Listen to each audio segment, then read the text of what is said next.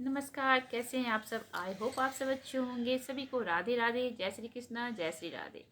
सभी लोग स्वस्थ रहें, मस्त रहें और अपने कामों में व्यस्त रहें। थोड़े समय हमारे लिए भी निकालें। और चलिए स्टार्ट करते हैं हम अपना ये वीडियो। बहुत सारी, आज है दिन गुरुवार, बहुत सारी बहनों का क्वेश्चन आ रहा था गुरुवार के बारे में। तो आज दिन है गुरुवार और मैं गुरुवार का व्रत रखी हूँ, तो मैं सोची कि आज का दिन अच्छा है गुरुवार के बारे में बताने के लिए। क्योंकि बहुत सारी हमारी बहनें हैं जो पूछ रही थी कि गुरुवार व्रत कब से उठाना चाहिए, इसे करने से किस मनोकामना की प्राप्ति होती है, क्यों करते हैं, किस भगवान की पूजा अर्चना करते हैं, बहुत सारे ऐसे तमाम क्वेश्चन थे। तो मैं सोची आज गुरुवार के दिन उनका एक वीडियो बना दूँ ताकि उनके सारे क्वेश्चन का जवाब मिल जाए। अच्छे ध्यान से आप लोग मेरी सारी बातें सुनिए। और मेरा ये चैनल आप लोग को अच्छा लग रहा है तो इसे सब्सक्राइब करें, चैनल को लाइक करें और बेल आइकन बजाना बिल्कुल ना भूलें। और हमारे इस चैनल को ज़्यादा से ज़्यादा लोग में शेयर करें, कमेंट करें और खूब ढेर सारा प्यार दें। तो चलिए बात करते हैं हम गुरुवार के विषय में। तो ऐसे तो गुरुवार लोग कहते हैं अघन मास से शुरू किया जाता है। अघन माह में, कार्तिक माह में आप कभी भी शुक्ल पक्ष या कृष्ण पक्ष से शुरू कर सकते हो इस गुरुवार का करने का, क्योंकि कार्तिक महीना में भी विष्णु श्री हरि भगवान विष्णु की पूजा अर्चना होती है। तो आप गुरुवार व्रत आसानी से उसमें आप कर सकते हो। उससे भी पहले आप अघन में भी कर सकते हो। माँ लक्ष्मी की पूजा होती है गुरुवार के दिन, तो आप उसमें भी कर सकते हो। तो गुरुवार के दिन हमें बहुत सारे नियम का पालन भी करना होता है। गुरुवार ऐसा नहीं है कि एक ही मनोकामना की सिद्धि के लिए गुरुवार का व्रत करते हैं। जिसका गुरु खराब हो यानी बृहस्पति खराब हो तो वो भी गुरुवार का व्रत रखते हैं। जिनकी शादी में कोई बाधा आ रही हो वो भी गुरुवार का व्रत रखते हैं। या किसी विशेष मनोकामना की प्राप्ति के लिए भी आप गुरुवार का व्रत रख सकते हैं। तो मुझे चूँकि ऐसा कुछ नहीं है, मुझे अच्छा लगता है गुरुवार करना और मुझे भगवान के प्रति बहुत विश्वास स्नेह है, इसलिए भी मैं व्रत रखती हूँ गुरुवार का। तो आप लोग अपना देख लें कि आप लोग किस कारण से कर रहे हो। तो किसी की शादी में कोई बाधाएं हैं, गुरु खराब है, तो भी गुरुवार का व्रत रखते हैं। तो आप लोग भी देख लें आप किस मनोकामना की प्राप्ति के लिए रख रहे हैं। कितने लोग गिन के रखते हैं 11 गुरुवार, 21 गुरुवार ऐसे रखते हैं। और कितने लोग 6 महीने का, कितने लोग साल भर का। ऐसा आप देख लें कि आपको कितने दिनों का रखना है, तो आप ऐसे रखें। तो गुरुवार के दिन हमें बहुत सारे नियम का पालन भी करना होता है। गुरुवार के दिन तो पहले तो हमें साफ़ सफाई नहीं करनी होती। साफ़ सफाई का मतलब विशेष साफ़ सफाई नहीं करती। जो डेली वाला हमारा काम है वो तो हम करेंगे ही, लेकिन विशेष साफ़ सफाई गुरुवार को हम नहीं रखते हैं। गुरुवार को हम धोबी के यहाँ वस्त्र नहीं देते, अपना नेल नहीं काटते हैं और मांस वगैरह वगैरह तो कोई नाम ही नहीं होता गुरुवार के दिन। और घर में जो पोछा, बहुत सारी बहनें पूछ रही हैं क्या हम पोछा लगा सकते हैं, तो जी हाँ बिल्कुल पोछा लगा सकते हैं। आप पोछा लगाएं, साफ स्वच्छ जल से लगाएं, उसमें कोई कुछ भी ना डालें। बहुत लोग नमक डाल के पोछा लगाते हैं, तो आप लोग इसका ख्याल रखें कि गुरुवार को हमें नमक डाल के पोछा नहीं लगानी है, साफ शुद्ध जल से पोछा लगानी है। गंगा जल का छिड़काव करना है। गंगा जल में हल्दी डाल के अपने पूरे घर में गंगा जल का छिड़काव कर सकते हैं आप। साफ सफाई के बिना तो कोई पूजा होती ही नहीं है। अब तो बहुत कम लोग हैं छोटे छोटे घरों में रहते हैं, 2 रूम 3 रूम की का उनका फ्लैट होता है, तो छोटे घर हैं और आप साफ़ सुथरे जल से गंगा जल डाल के उसमें पोछा लगा सकते हैं। उससे भी नहीं हो तो आप गंगा जल झाड़ू लगा के घर में गंगा जल का छिड़काव कर सकते हैं। इस तरह अपने घर को शुद्ध कर ले। पहले बिना शुद्ध किए हुए पूजा अर्चना नहीं होती है, इसका भी ख्याल रखें। सुबह का काम पहले झाड़ू पोछा का होता है। तो ऐसे पहले गांव में गोबर से लोग घर लीपते थे, उसके लिए मनाही थी। अब जल से पानी से पोछने में कोई मनाही नहीं है। तो आप अपने घर को साफ़ सुथरा कर सकते हैं, इसमें कोई संशय न रखें मन में। और दूसरी बात, आप धोबी के यहाँ वस्त्र को धुलने न दें, बहुत विशेष हो।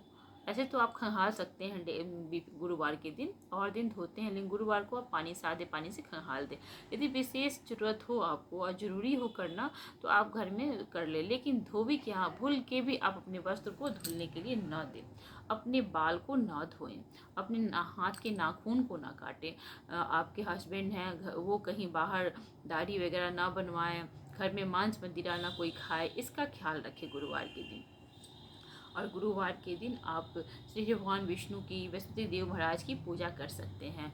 विष्णु भगवान की पूजा करें, लक्ष्मी नारायण की पूजा करें। केले का वृक्ष अगर घर में लगाए हैं आप, छोटा सा पौधा ले आके अपना गमला में लगा के पूजा अर्चना करें। उस जल में गंगा जल, हल्दी, चंदन, चना दाल, मुनक्का और गुड़ डाल के आप भगवान विष्णु को अर्पण करें।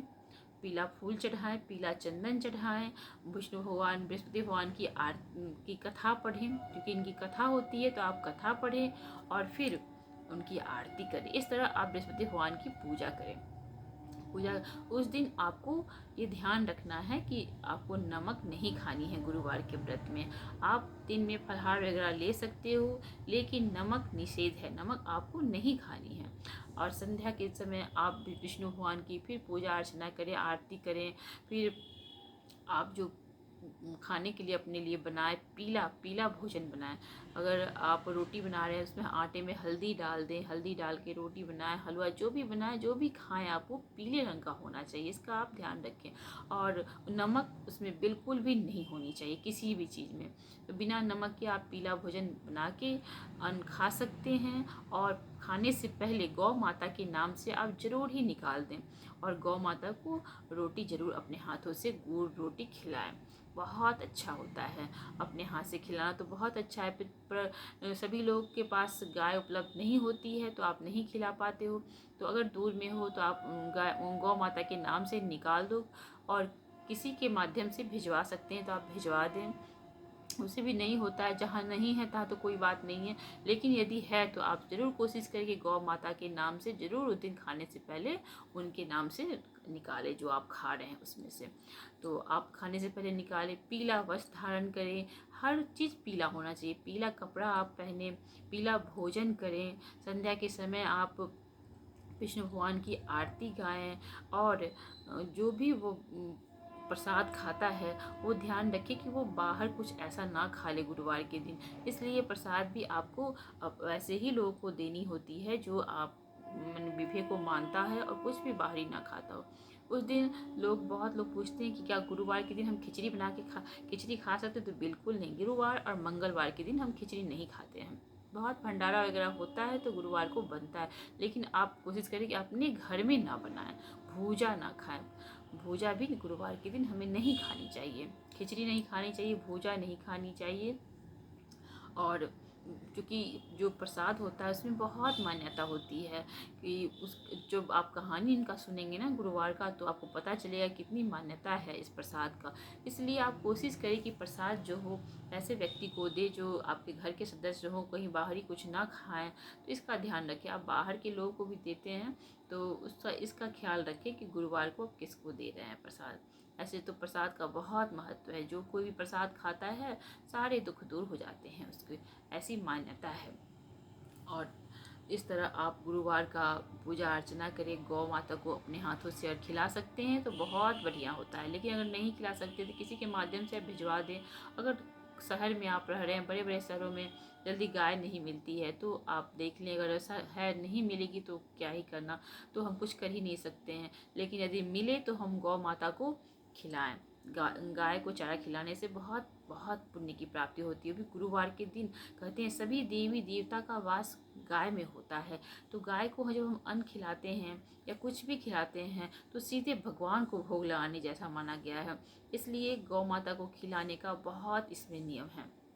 तो आप इस तरह गौ माता के लिए नैवेद्य निकालें, गौ माता को खिलाएं। ज़्यादातर यही ख्याल रखना है कि आपको भोजन में नमक नहीं खानी है, चाहे सेंधा नमक हो चाहे ये नमक हो, आपको कोई भी नमक नहीं लेनी है अपने भोजन में। आप बिना नमक का खीर खा सकते हैं, हलवा खा सकते हैं, आटा में हल्दी डाल के पराठा पूरी जो भी मन हो आप खा सकते हैं। लेकिन बस स्वच्छता का ख्याल रखते हुए बनाएं, जो भी भोजन आप बनाएं स्वच्छता का ख्याल रख के बनाएं। इस तरह आप भोजन बना के भोजन करें। और बस गुरुवार का व्रत यही है।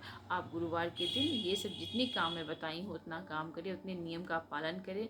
बस आपका गुरुवार बहुत अच्छा से देगा। गुरु बृहस्पति खुश होते हैं तो धन की वर्षा होती है, सुख समृद्धि आती है, सब बस मनोकामना पूर्ण होती है। तो आप लोग गुरुवार का व्रत जरूर करें। जो माताएं बहनें क्वेश्चन की थी, जिनकी दिमाग में कोई प्रकार का क्वेश्चन हो, तो कमेंट में ज़रूर बताएं, मैं फिर उसके उत्तर ज़रूर आप लोगों को दूंगी। तब तक के लिए टेक केयर, अपना ख्याल रखें, हंसते मुस्कुराते रहें, क्योंकि हंसना ही ज़िंदगी है। बाय।